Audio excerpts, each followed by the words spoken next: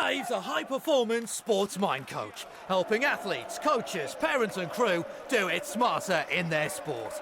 Any sport, any continent, if you want to learn what it takes to turn athletes into champions, then buckle up your boots, strap on your helmet and take a deep breath as we dive into another episode of Brain in the Game, as we unpack the mental strategies to perform smarter in and out of the arena. Slide, please.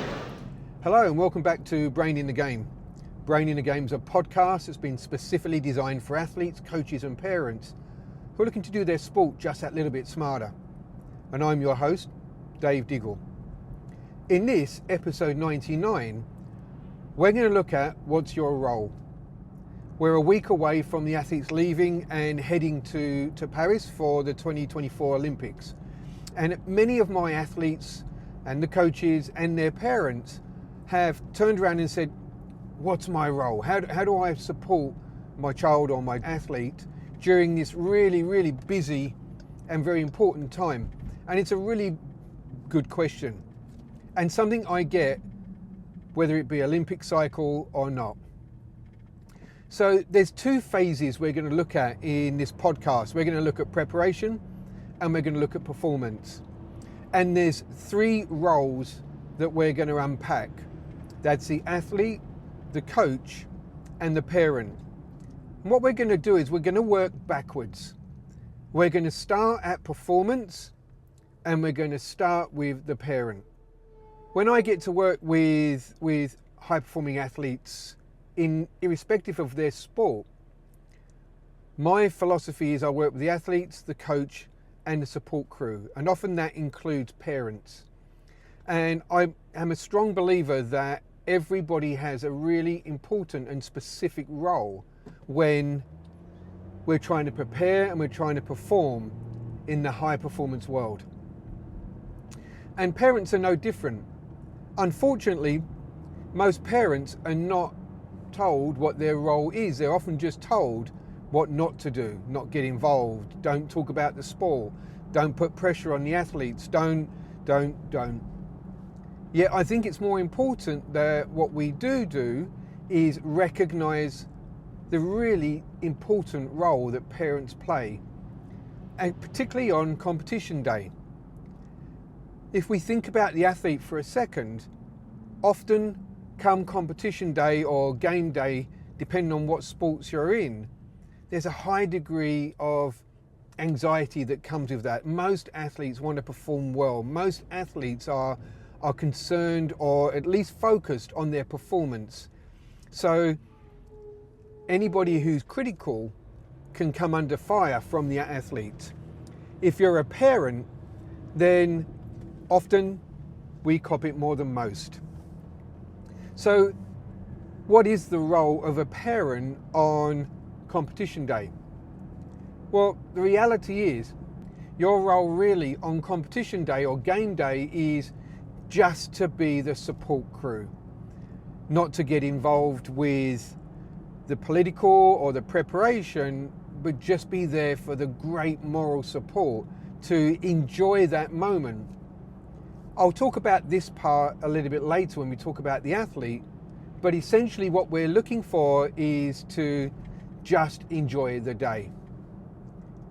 There's a lot of time, effort, blood, sweat, tears, and kilometers in taking the athlete to and from training that culminates in that 1 or 2 days of competition or performance. So it just makes sense that what we should be doing at this point is just enjoying it. The hard work should have been done. So as a parent, it's very easy for us. I'm a parent, I've got 3 children. All of my children were competitive in different sports at different levels, and all of them have had challenges at competition time at different times. And what I've tried to do, and particularly around the high emotional competitive times, is just be dad. And that means just being a support. Maybe going and getting some food, or going and getting a blanket if they're cold, or anything that's not performance related. I work in the performance industry. I spend most of my day working with athletes in the performance industry. So it can be incredibly challenging not to be involved, to not want to get in there and the nuts and bolts and start working with them and helping them and supporting them. But just to be dad. If they wanted to vent, I let them vent. If they wanted to tell me how worried they are, I put my arm around them and give them a hug. If they were telling me they were unprepared and they didn't know if they're going to perform well, I'd often say, go and have a chat with your coach. As much as I think I could have added value because of what I do for a living, I couldn't have added any more as a parent. So our role as a parent on competition day is purely and simply parental support, to make it easy for that athlete to feel loved, supported, and doesn't really matter how that performance goes. We're still going to love them, we're still going to care for them, we're still going to put our arms around them and tell them how much we love them and we're there for them. So on competition day, it's really important that what we do is very little, keep it simple. And that kind of leads into what we do as coaches too. So as a coach, on competition day, I've seen so many coaches want to continue to coach, continue to tell the athlete, this is what you need to be doing, you should be doing this, correcting techniques, changing routines, changing focuses, highlighting focuses, all of the things that we do day in, day out as coaches normally, on competition day, continue to do the same. Now again, when we get to the athlete, we're going to talk about performer mode and where that athlete's mindset needs to be. As a coach, if we're taking the athlete out of performer mode and taking them back into student mode, then we're not doing the right thing by that athlete. We're not giving them the opportunity to perform the way that we know they can perform. It doesn't mean we ignore them. It just means our role is very different. Our role when it comes to competition, when we're the coach, is realistically to answer any specific questions, put them on the apparatus, to do anything that's physically required of us, but not to coach. And again, that sounds very counterintuitive. As a coach, we think that our role as coaches is to constantly coach, is to constantly correct. But recognizing when we constantly correct, we create doubt. When we go in there and say, it's okay, you know what, do this, do that, we take the athlete out of a place where they're comfortable and they're confident, and we take them back to over-analyzing. It's all done with the best intentions. There's a story I recall when I'm coaching or when I'm lecturing, and there was a very, very famous coach who was an absolute institution in their sport, and they called me to come and work with one of their athletes, and he said to me, we're going to an Olympics, this athlete has a good opportunity to do incredibly well. So when we come to competition though, they normally choke. So that athlete needs to be fixed. So he asked me to come and work with them, and so I went into, these are a nice skater, I went into the venue and I watched this skater practice for the competition that was coming up the following weekend. And this skater looked fantastic, looked phenomenal, graceful, in control, performing incredibly well, had a lot of self-belief, had a lot of confidence. And I thought, this athlete has got it. They've nailed it. They're ready. 2 days later, I went to the competition and I watched the athlete warm up. I watched the athlete stand on the boards on the side, ready to perform. and I watch the interaction between that athlete and their coach, and then I watch the athlete go out and completely fall apart. And the coach come up to me and goes to me, see, competitively, they're broken. You need to fix them. And I said to the coach, with the greatest respect, the athlete isn't the issue. What you're doing is keeping that athlete in student mode. They're not trusting themselves, they're not believing in themselves, and when they go out to compete, they're still the student. They're not the performer. At that point, he asked me to leave, and in a couple of hours, I got a phone call from his assistant and said to me, he'd like you to come back and explain what you meant by him being the problem. So I went back and I saw him and I said, look, first things first, I didn't say you were the problem. I said you were the cause.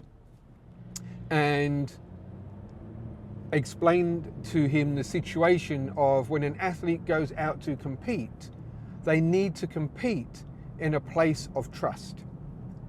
Not in the coach, but in themselves.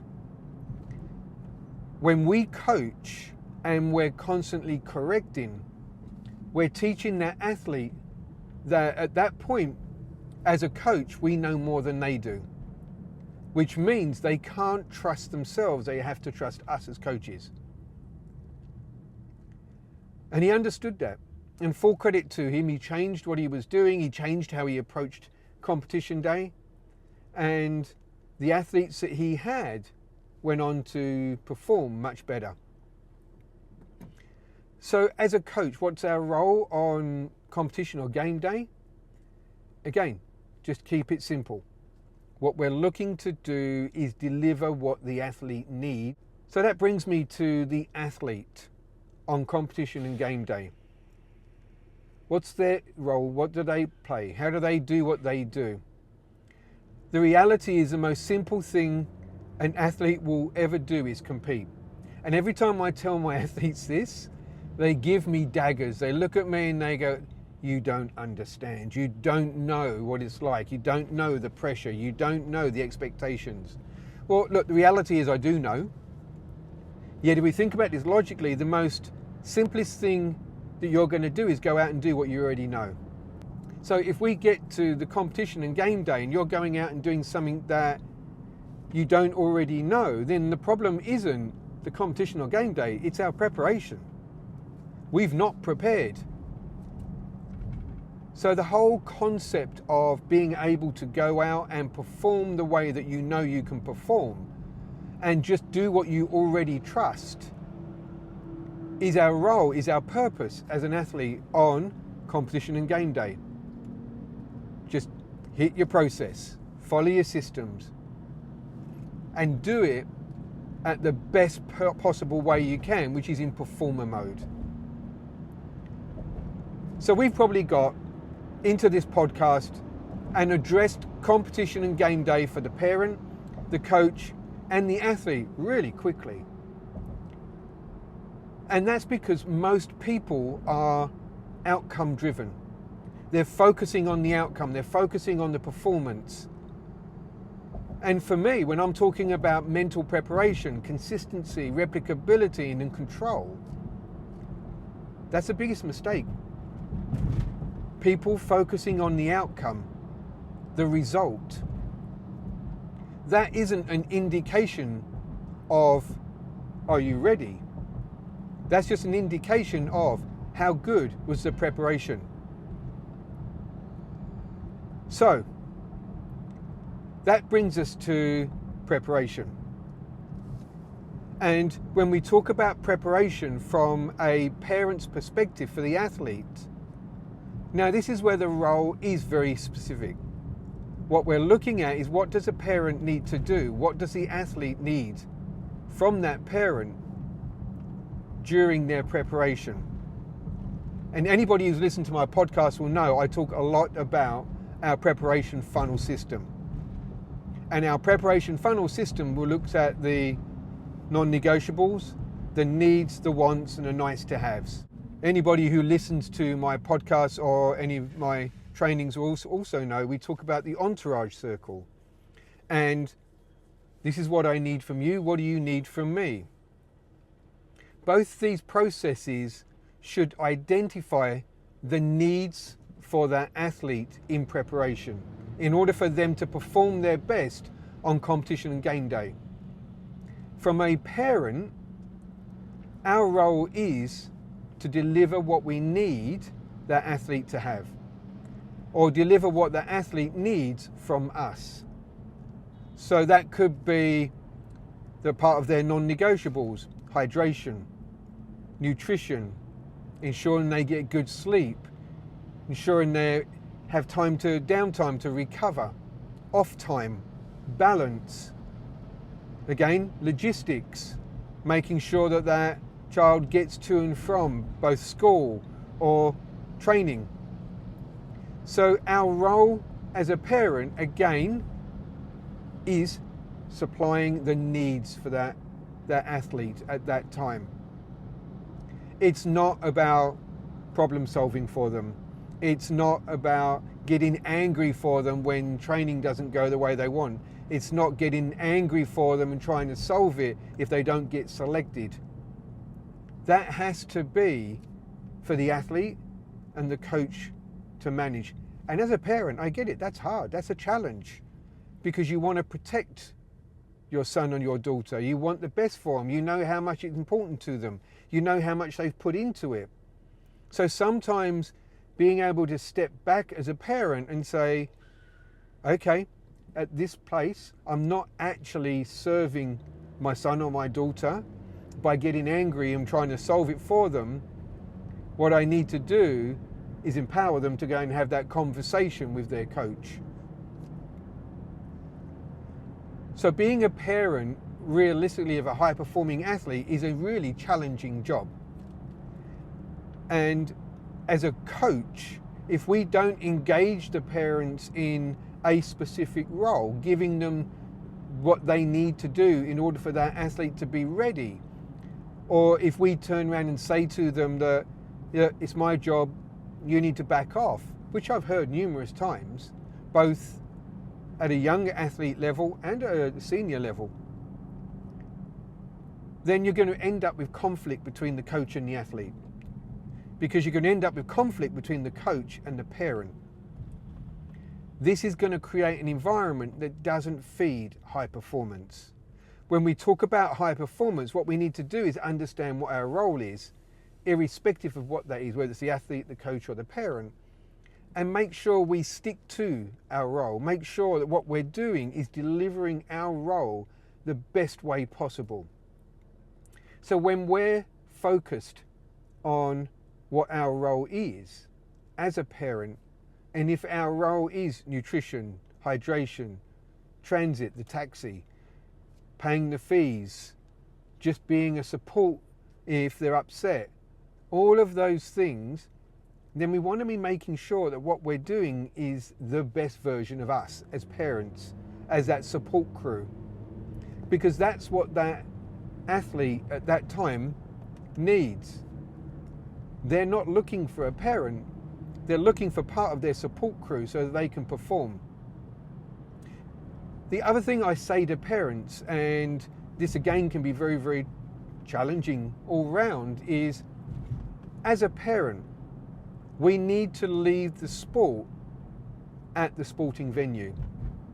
And I often say to parents when I'm training the athlete and training the coach and training the parents, if you can't have the conversation about how that training session went by the time you get into the car, don't have it. Because when the athlete gets home, they need to have downtime. They don't need the Spanish Inquisition of, why did the coach say that? Why did you do that? Why did your peers do this? Why didn't you do this? Otherwise that athlete can't turn off. So as a parent, part of our discipline is knowing when to engage, knowing how to engage, and most importantly, knowing when not to engage. So in preparation, let's talk about the coaches. A coach's role is being able to share the right information at the right time in a way that that athlete is going to receive it, absorb it, and use it. It's not to overwhelm the athlete with every piece of information that you as a coach have, because that athlete then will become overwhelmed, emotional, and start to shut down, not necessarily process and apply, but think, what's wrong with me? Why didn't I know this? There's so much to do. There's so much to approach this with. I've got to do this, this, this, and this. And we start to see athletes overtrain and have high expectations of themselves, and often become their worst critic.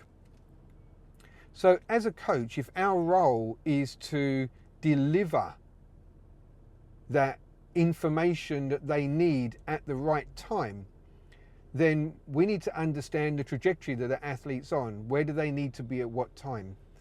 What process do they need to be in when they're preparing for a competition or a performance? And making sure that the metrics that we're reading in that athlete are the right metrics. If they're where they need to be, it's recognition and reward. And like, okay, you're doing that really, really good. How do you replicate that? If they're not where they need to be, then it's, okay, we need to be at this point for your preparation. This is what I think you need. What do you think? So you end up that collaboration. So information and coaching is a collaboration, particularly as we're getting close to a competition. Each phase an athlete goes through, our coaching role changes. It shifts. And it needs to be fit for purpose. If our coaching is not fit for purpose, then we're not fit for coaching. And that sounds really harsh.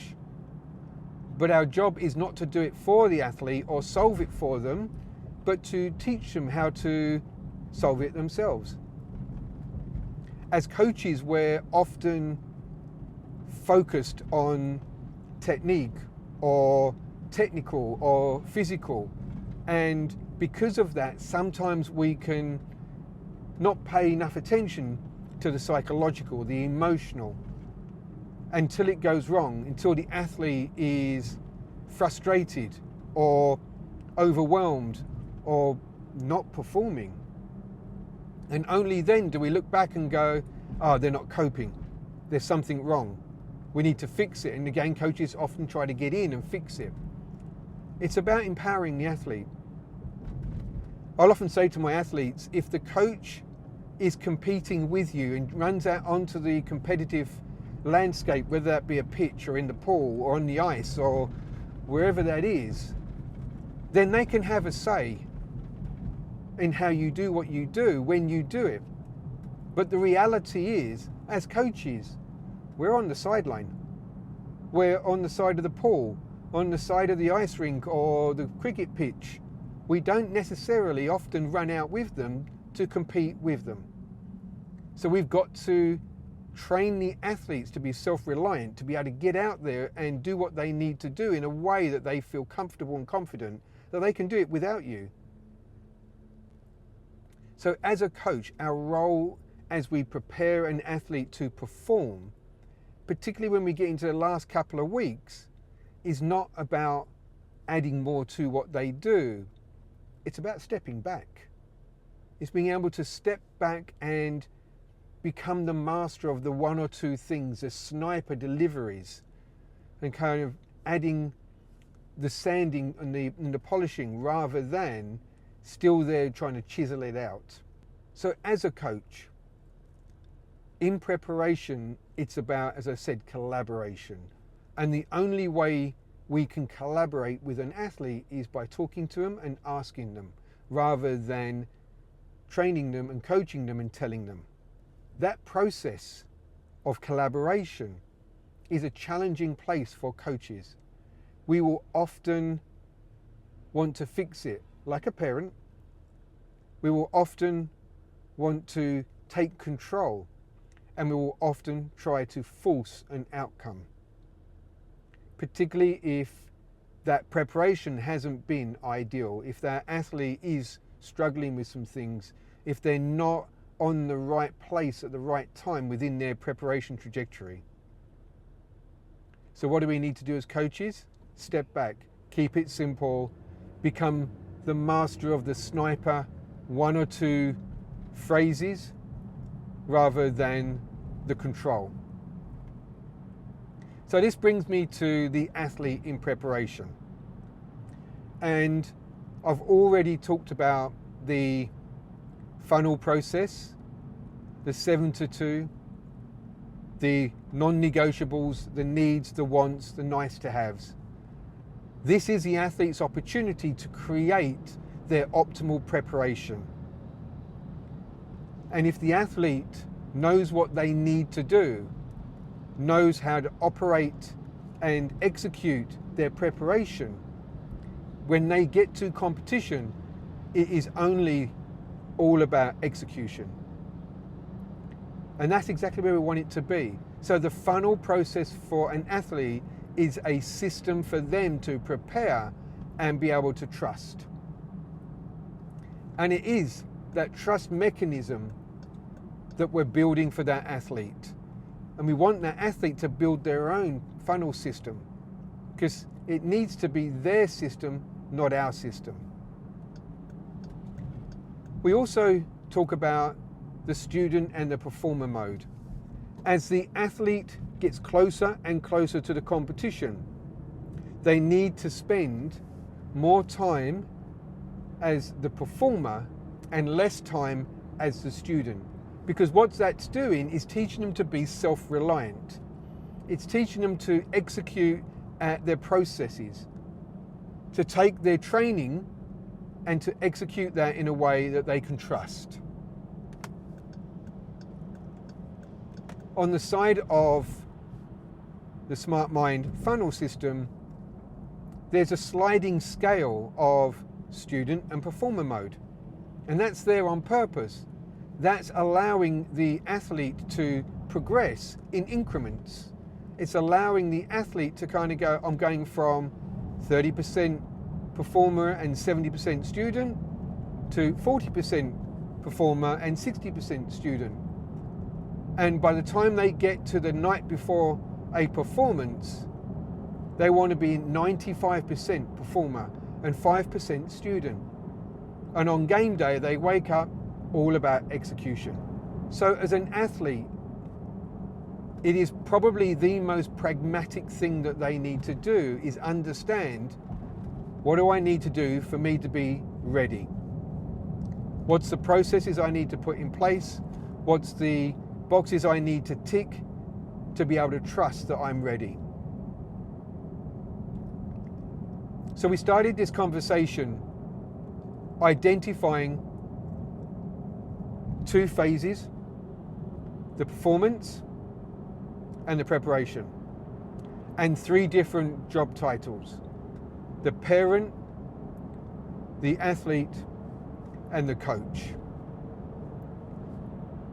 Everybody has a role, and everybody's role is just as vital and critical to the athlete being ready. If we can understand how we do what we do and what we do, how it impacts the athlete or impacts ourselves if we are the athlete, then being able to recognize our role and execute that at a high performance level gives that athlete the best opportunity to trust, believe, and enjoy. And that's what I tell every athlete. The day before competition, we should be at a stage where we trust in our preparation, believe in ourselves, and enjoy what we do. Trust, believe, enjoy. So ask yourself, if you're a parent, if you're a coach, and if you're an athlete, are you following trust, believe, enjoy? Or are you panicking, so you're not trusting? Are you doubting, so you're not believing? And are you waiting just to get through it because you're not enjoying it? Hope you got a lot out of this preparation talk, and hope you're looking forward to the upcoming Olympics as much as I am. And I want to wish all of my athletes the best of luck as we come into their moment to shine. Until the next episode of Brain in the Game, train smart, enjoy the ride. My name's Dave Diggle. Thanks for listening. I hope you found it useful. The principles used in this podcast were developed through the Smart Mind, the #1 resource hub to learn the cutting-edge techniques and mental skills used by world-class athletes and coaches to achieve podium finish every time. You can't be serious, man. You cannot be serious!